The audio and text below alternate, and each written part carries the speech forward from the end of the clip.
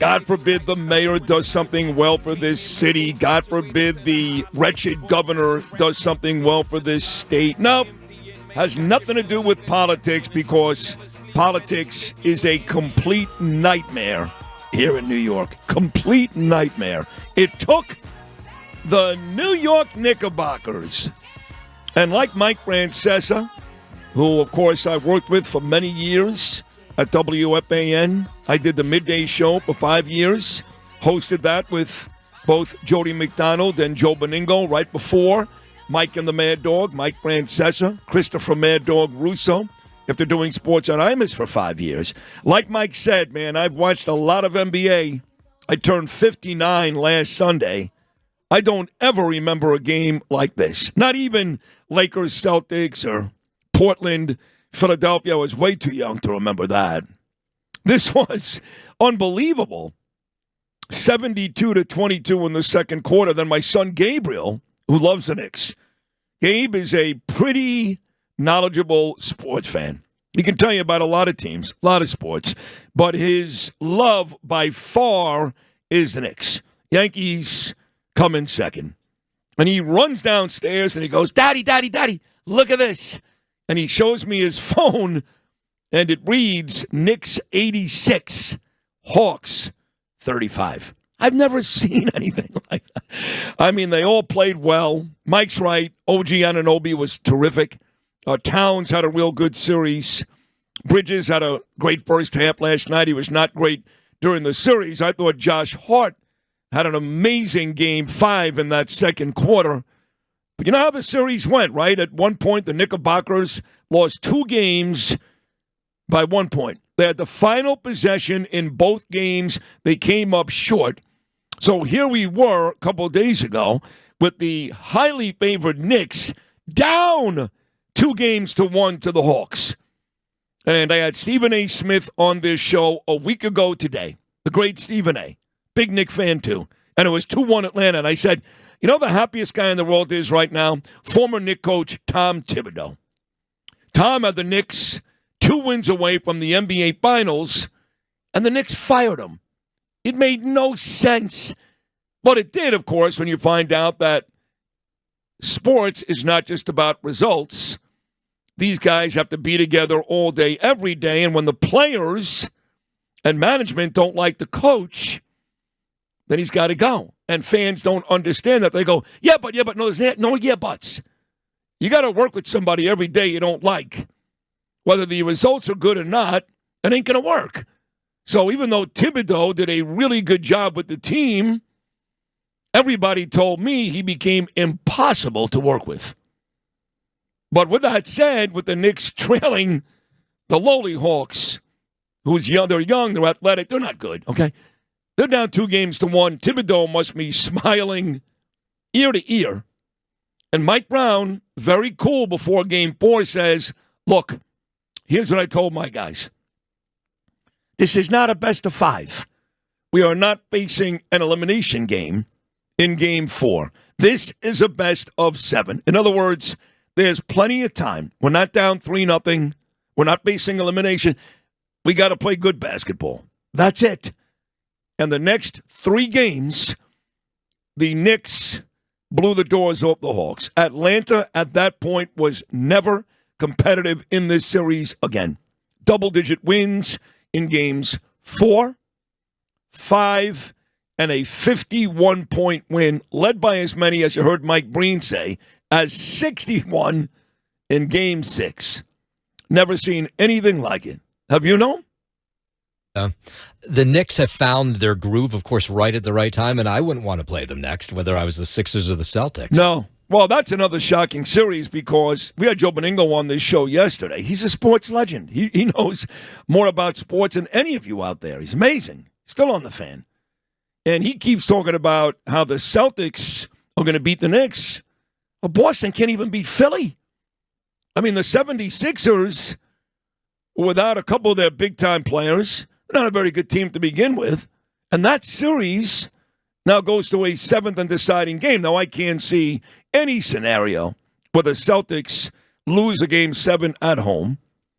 So even if Boston wins, the fact that the 76ers took them to 7 games, you would think that bodes well for the Knicks. Of course, it doesn't, because when the next series starts, it doesn't matter what happened between New York and Atlanta and Boston and Philly. It's all about the matchups of that series. So you really can't place too much emphasis on how easy it was for the Knicks or how difficult it was for Boston.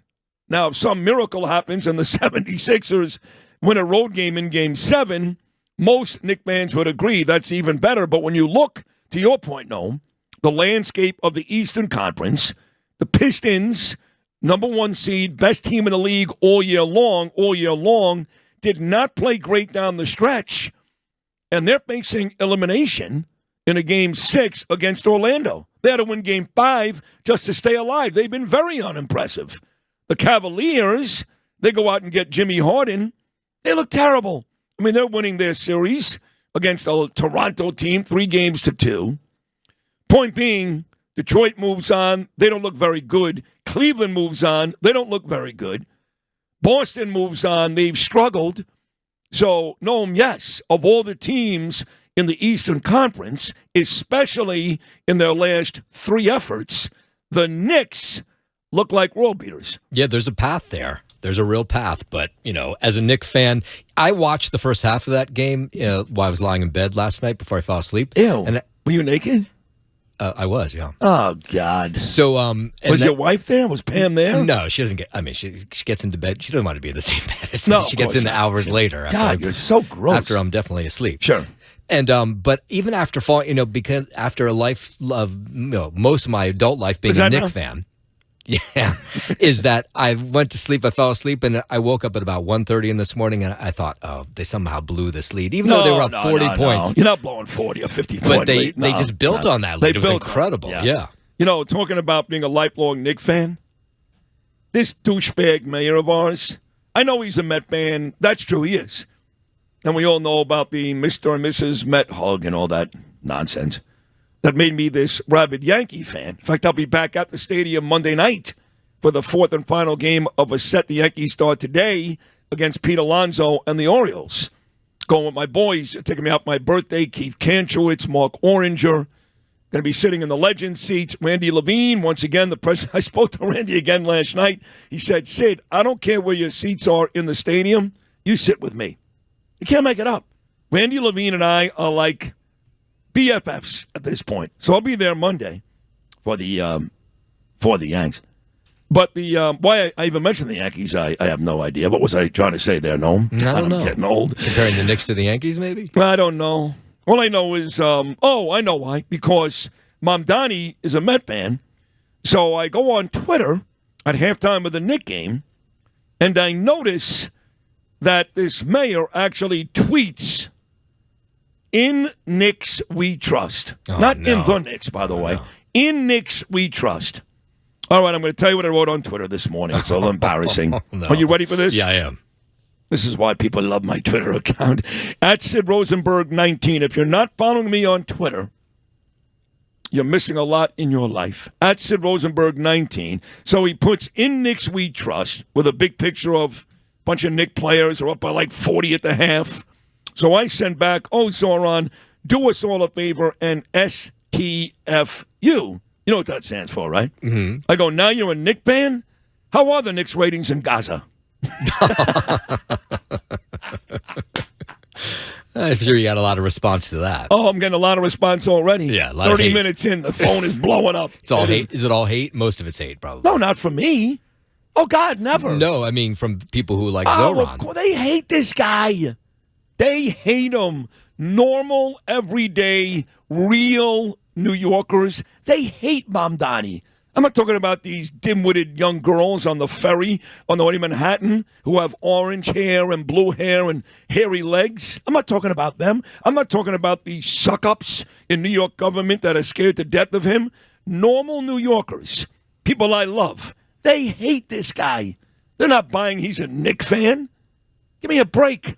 He was in Uganda when Patrick Ewing was playing basketball here. Come on, enough with this guy already. In Knicks we trust. Not even in the Knicks, What kind of English is that? I don't know, but I feel like we're not getting past the next round because that's like a jinx I of know, sort, like it right. did to the Mets. Exactly right. And the Mets lost again yesterday. Had a 4-3 lead. The bullpen blew it. So don't look now, but the Mets, in their last 20 games, have 3 wins. The Mets have a record of 10 wins and 21 losses. That is the worst record in Major League Baseball. Yeah, because the Phillies won yesterday. So. That's right. Yeah. The Mets are the only 10-win team in Major League Baseball. The Yankees, who again start that 4-game series against the Orioles tonight, on the flip side, the Yankees are 20-11. They're the only team in the American League playing better than .600 baseball. So Yankees are doing great. Best record in the American League. Metropolitans, worst record in Major League Baseball.